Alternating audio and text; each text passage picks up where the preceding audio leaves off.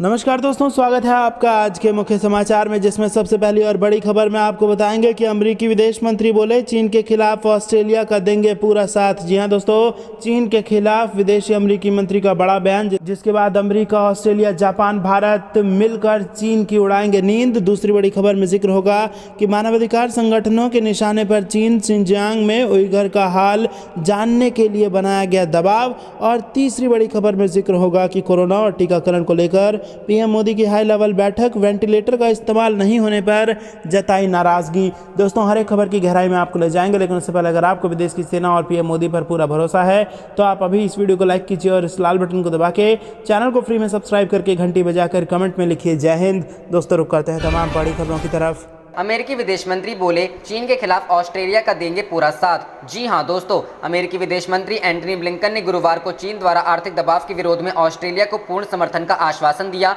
यहां आई ऑस्ट्रेलिया की विदेश मंत्री मॉरिस पायने के साथ प्रेस वार्ता में को संबोधित करते हुए ब्लिंकन ने कहा कि संयुक्त राज्य अमेरिका चीन के सामने ऑस्ट्रेलिया को मैदान पर अकेला नहीं छोड़ेगा। अमेरिका और ऑस्ट्रेलिया के राजनयिकों ने चीन पर चर्चा करने के बाद कहा कि दोनों देश क्वाड सहयोग के जरिए और अधिक काम करना चाहते हैं। पायने ने कहा कि हमने ऑस्ट्रेलिया के चीन के साथ रिश्तों पर बातचीत की। उन्होंने कहा, हम चीन से रचनात्मक संबंध चाहते हैं और फिर से संवाद शुरू करने को तैयार हैं। इस बीच ब्लिंकन ने कहा, अमेरिका निश्चित ही ऑस्ट्रेलिया को अकेला नहीं छोड़ेगा, खासतौर से चीन की ओर से आर्थिक दबाव के मामले में। इस दौरान अमेरिकी विदेश मंत्री टोनी ब्लिंकन ने कहा, मुक्त व खुले हिंद प्रशांत क्षेत्र की साझा सोच को आगे बढ़ाने की खातिर हम भारत और जापान के साथ मिलकर काम कर रहे हैं। ब्लिंकन ने कहा, हम बड़ी और जटिल चुनौतियों से निपट रहे हैं। इनमें पूर्व और दक्षिण चीन सागर में अंतर्राष्ट्रीय नियम का पालन सुनिश्चित करना और कोविड-19 रोधी टीकों की दुनिया भर में सुरक्षित एवं प्रभावी पहुंच बनाना शामिल है। उन्होंने भारत, जापान व ऑस्ट्रेलिया के साथ राष्ट्रपति जो बाइडेन द्वारा मार्च में आयोजित क्वाड शिखर सम्मेलन को गौरव का विषय बताते हुए कहा कि हम आगामी महीनों और वर्षों में अपने सहयोगियों के सहयोग से और अधिक काम करने के लिए उत्साहित हैं। रुख करते हैं अगली खबर की तरफ। मानवाधिकार संगठनों के निशाने पर चीन, शिनजियांग में उइगरों का हाल जानने के लिए बनाया दबाव। जी हां दोस्तों, शिनजियांग में उइगर मुसलमानों पर अत्याचारों को लेकर चीन एक बार फिर मानवाधिकार संगठनों के निशाने पर है। कई पश्चिमी देशों और मानवाधिकार संगठनों ने संयुक्त राष्ट्र में चीन से एक बार फिर अपने देश के उत्तर पश्चिम क्षेत्र के शिनजियांग प्रांत में मूल निवासी अल्पसंख्यकों की स्थिति का जायजा लेने की अनुमति देने को कहा है, ताकि संयुक्त राष्ट्र मानवाधिकार संगठन के प्रमुख इन इलाकों का निर्बाध दौरा कर सके। संयुक्त राष्ट्र में चीन द्वारा अपने समर्थन में ऐसी बैठकें टालने की कोशिश करने के लिए लॉबी करने के बावजूद विगत 12 मई को जर्मनी, ब्रिटेन और अमेरिका के नेतृत्व में कम से कम 18 देशों ने कुल सिविल सोसाइटी के साथ मिलकर चीन पर दबाव बनाने के लिए बैठक की। संयुक्त राष्ट्र की इस वर्चुअल बैठक में संयुक्त राष्ट्र में ब्रिटेन की राजदूत बारबरा वुडवर्ड ने कहा कि वह सब लोग यहाँ चीन से यह कहने के लिए आए हैं कि वह तत्काल और उचित तरीके से उनके कार्यालय और संयुक्त राष्ट्र के मानवाधिकार उच्चायुक्त को उनके शिकायत वाले इलाकों की जाँच करने की इजाज़त दें। वॉइस ऑफ अमेरिका के अनुसार संयुक्त राष्ट्र की मानवाधिकार उच्चायुक्त मिशेल बैचलेट ने कहा कि उन्होंने बीजिंग पर दबाव बनाया है कि वह प्रताड़ित किए जा रहे उइगर मुसलमानों की स्थिति का चीन के शिनजियांग प्रांत में जायजा लेने दे। रुख करते हैं अगली खबर की तरफ। कोरोना और टीकाकरण को लेकर पीएम की हाई लेवल बैठक, वेंटिलेटर का इस्तेमाल नहीं होने पर जताई नाराजगी। जी हां दोस्तों, प्रधानमंत्री नरेंद्र मोदी ने आज उच्च स्तरीय बैठक कर कोरोना की हालत की समीक्षा की। इस दौरान प्रधानमंत्री कार्यालय के अलावा विभिन्न मंत्रालयों के अधिकारी शामिल हुए। इस बैठक में पीएम मोदी गाँव में घर घर जाकर सर्वे और टेस्ट कराने के लिए कहा है। इसके अलावा प्रधानमंत्री ने वेंटिलेटरों का इस्तेमाल नहीं होने पर भी नाराजगी भी जताई है।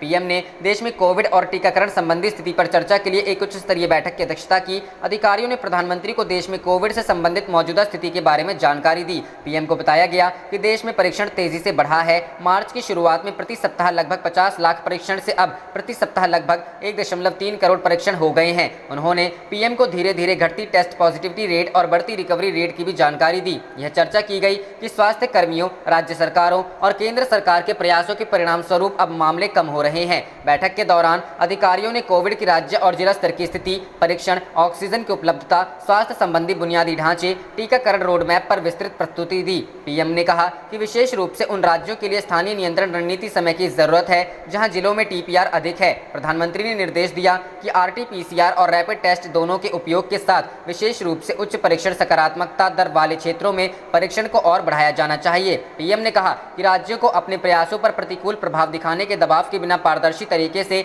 अपनी संख्या की रिपोर्ट करने के लिए प्रोत्साहित किया जाना चाहिए। घर घर जाकर टेस्टिंग और निगरानी के दिए निर्देश। प्रधानमंत्री ने घर घर जाकर जांच और निगरानी पर ध्यान केंद्रित करने के लिए ग्रामीण क्षेत्रों में स्वास्थ्य संसाधनों को बढ़ाने के लिए कहा।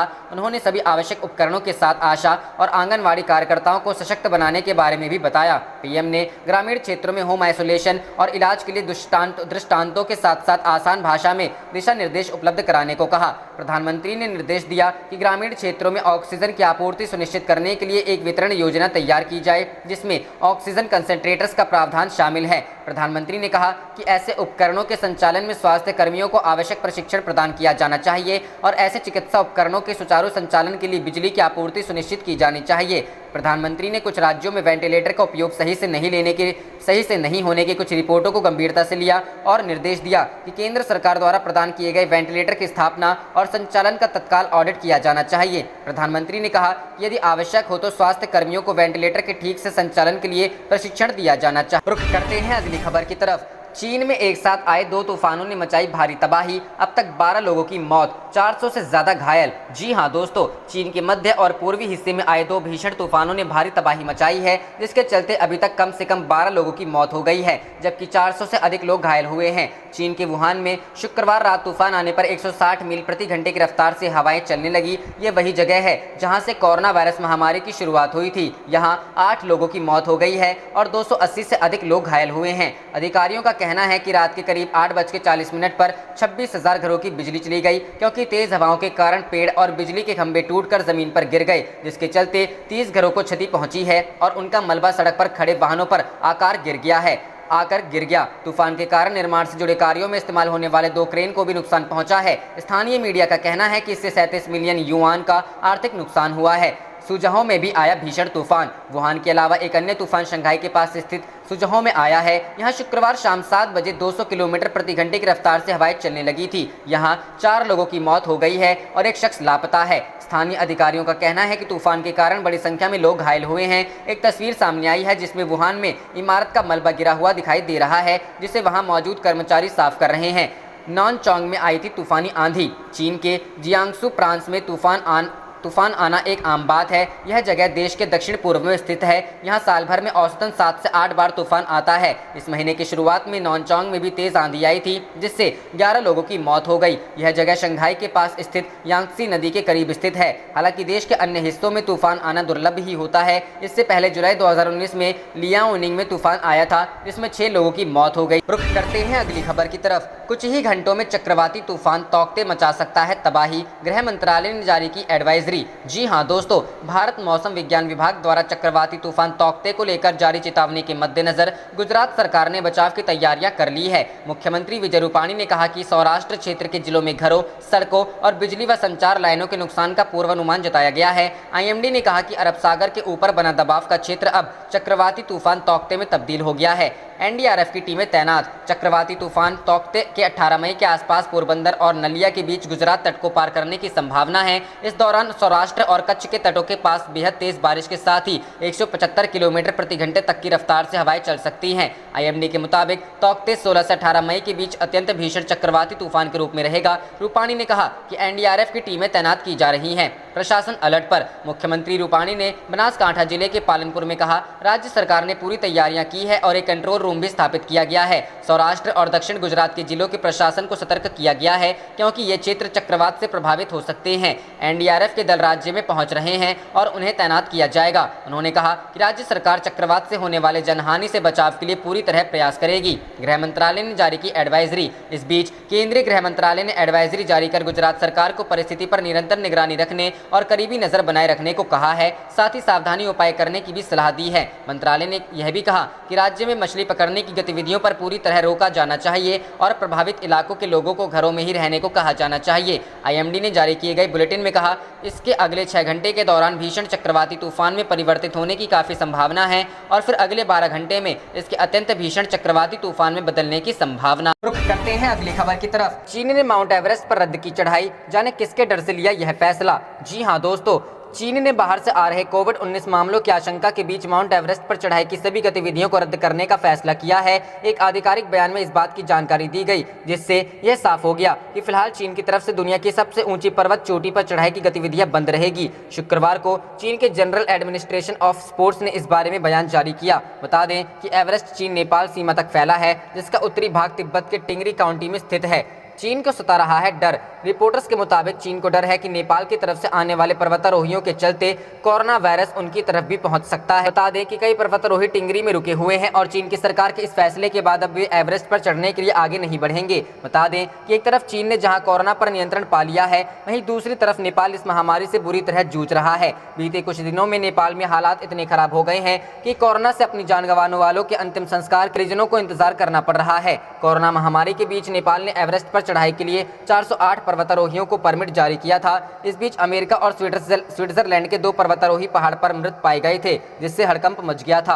हालांकि नेपाल ने जानकारी दी कि इन मौतों का संबंध कोरोना वायरस से नहीं था। कई पर्वतारोहियों को एवरेस्ट के बेस कैंप से काठमांडू स्थित एक CIWEC अस्पताल में एयरलिफ्ट किया गया था, जहां उनका इलाज चल रहा था। इनमें से कई कोरोना वायरस से संक्रमित पाए गए थे। वायरस को मात देने के बाद इन सभी को अस्पताल से छुट्टी दे दी गई। रुख करते हैं अगली खबर की तरफ। कोरोना महामारी को लेकर चौतरफा घिर गया है चीन। वुहान के लैब से कैसे निकला वायरस, अब तसल्ली से होगी जांच। जी हां दोस्तों, चीन के वुहान स्थित रिसर्च लैब से कोरोना वायरस का दुनिया भर में फैलने के मामले की गंभीरता के साथ जांच होगी। अमेरिका और ब्रिटेन के वैज्ञानिकों के ग्रुप ने कोरोना महामारी की उपज का पता लगाने के लिए और अधिक गंभीरता से जांच करने की अपील की है। चीन की ओर से लगातार यह तर्क दिया जा रहा है कि वुहान शहर स्थित वायरस रिसर्च लैब से पागन कोरोना महामारी फैलाने वाला कीटाणु बाहर निकल गया और फिर वह वुहान के जानवर मार्केट से लोगों को संक्रमित करना शुरू कर दिया। दूसरी ओर अभी हाल ही में अमेरिकी खुफिया एजेंसी ने बड़ा खुलासा करते हुए यह कहा है कि चीन ने कोरोना वायरस का इस्तेमाल जैविक हथियार के तौर पर किया है। उसने इस वायरस के जरिए पूरी दुनिया के साथ अघोषित तृतीय विश्व युद्ध छेड़ दिया है।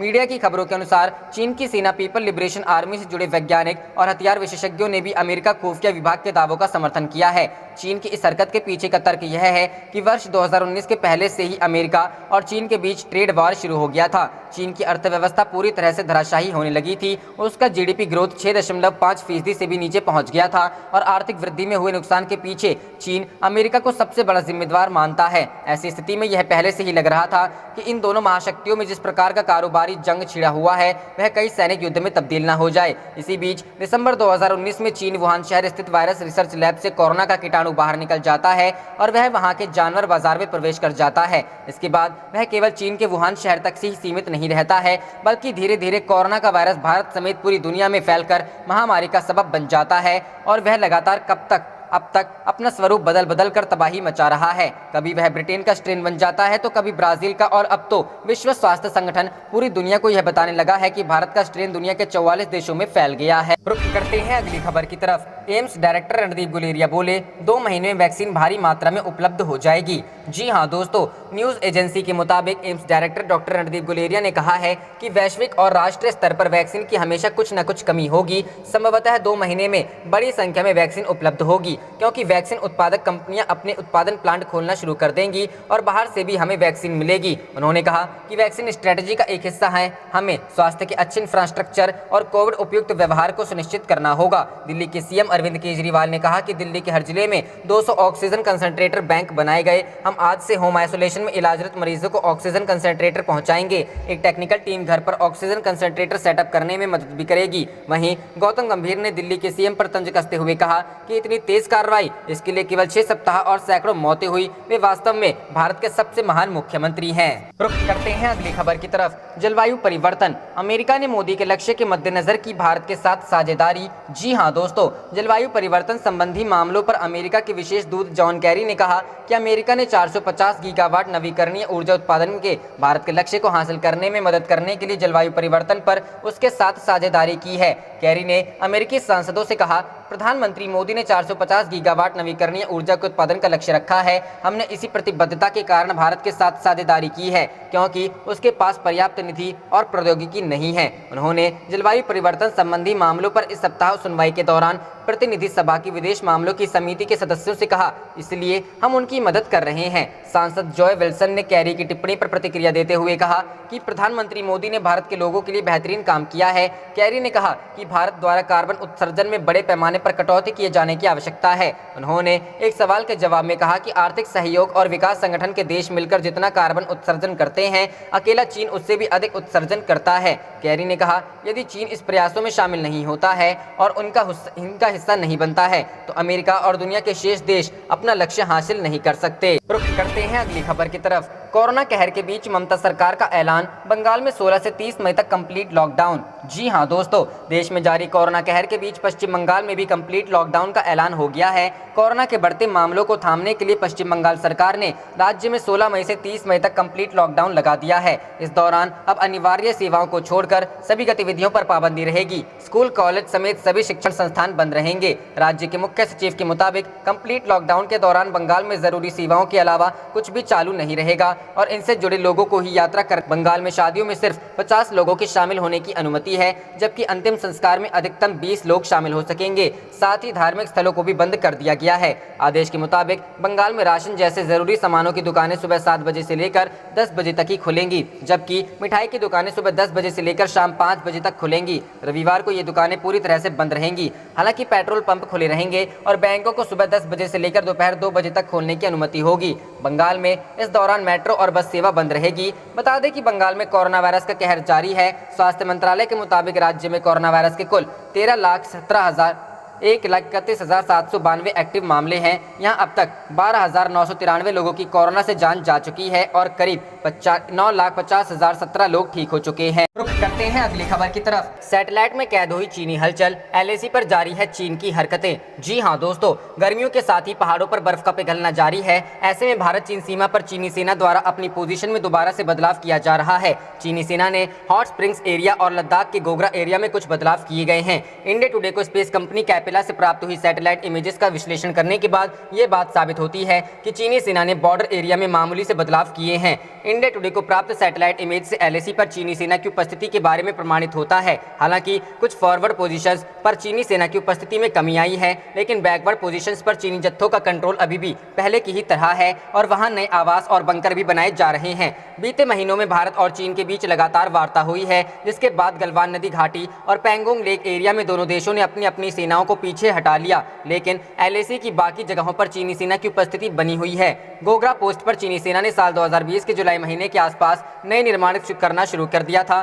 दोनों सेनाओं के बीच हुई बातचीत के बाद दोनों देश कुछ पीछे हटे भी, लेकिन इन नई सैटेलाइट इमेजेस से पता चलता है कि गोगरा पोस्ट के आसपास चीनी पोस्ट और वाहन बने हुए हैं। गोगरा पोस्ट की फरवरी 2021 के ऑप्टिकल सैटेलाइट इमेज और 12 अप्रैल के synthetic aperture radar satellite image की तुलना करने पर पता चलता है कि यहाँ के आसपास के क्षेत्र में अभी यथास्थिति बनी हुई है। रुख करते हैं अगली खबर की तरफ। WHO की क्लीन चिट के बाद भी चीन पर शक, 18 अंतर्राष्ट्रीय वैज्ञानिकों की मांग, वुहान लैब से कोरोना वायरस लीक की हो जांच। जी हां दोस्तों, ब्रिटेन और अमेरिका के प्रमुख वैज्ञानिकों के एक समूह का कहना है कि कोविड-19 महामारी कहां से पैदा हुई, इसका पता लगाने के लिए और अधिक जांच की जरूरत है। समूह का कहना है कि इस जांच में चीन के वुहान की वायरोलॉजी लैब से वायरस के एक्सीडेंटल लीक से आने की धारणा भी शामिल है। इन वैज्ञानिकों में कैम्ब्रिज विश्वविद्यालय के प्रतिरक्षा विज्ञान और संक्रामक रोग विशेषज्ञ भारतीय मूल के रविंद्र गुप्ता शामिल हैं। साइंस पत्रिका में प्रकाशित एक पत्र में हार्वर्ड, स्टैनफोर्ड और MIT जैसे दुनिया के प्रमुख विश्वविद्यालयों के 18 विशेषज्ञों ने कहा कि भविष्य के प्रकोपों के जोखिम को कम करने के लिए वैश्विक रणनीतियों बनाने के वास्ते यह जानना जरूरी है कि कोविड-19 कैसे उभरा। इन विशेषज्ञों ने आगाह किया कि जब तक पर्याप्त आंकड़े ना हो तब तक प्राकृतिक तरीके से और लैब से वायरस के फैलने के बारे में थियोरीज की गंभीरता से लिया जाना चाहिए। उन्होंने लिखा कि हम WHO के महानिदेशक, अमेरिका और 13 अन्य देशों और यूरोपीय संघ से सहमत हैं कि इस महामारी की उत्पत्ति के बारे में अधिक स्पष्टता प्राप्त करना आवश्यक और संभव है। जब तक पर्याप्त आंकड़े ना हो तब तक प्राकृतिक तरीके से और लैब से वायरस के फैलने के बारे में थियोरीज को गंभीरता से लिया जाना चाहिए।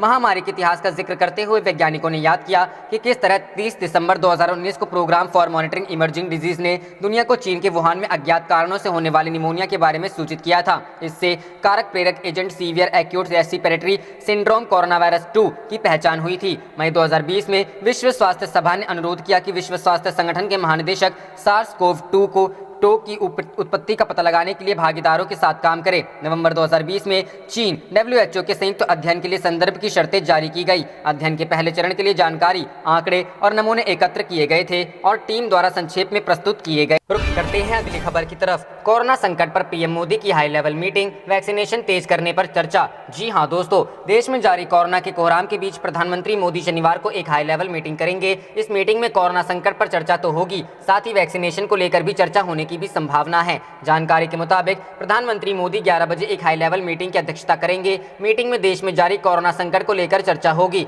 सरकार की तैयारी के बारे में भी पीएम को बताया जाएगा। इसके अलावा वैक्सीनेशन को लेकर भी मीटिंग में चर्चा हो सकती है। माना जा रहा है कि पीएम अधिकारियों से वैक्सीनेशन में तेजी लाने पर चर्चा कर सकते हैं। इस मीटिंग में स्वास्थ्य मंत्रालय, गृह मंत्रालय और नीति आयोग से जुड़े सीनियर अफसर शामिल होंगे। इसके अलावा शनिवार शाम को 5 बजे प्रधानमंत्री चक्रवाती तूफान तौकते पर भी मीटिंग करेंगे। इस मीटिंग में सरकार के सीनियर अफसर तो रहेंगे ही, साथ ही राष्ट्रीय आपदा प्रबंधन के अधिकारी भी मौजूद रहेंगे।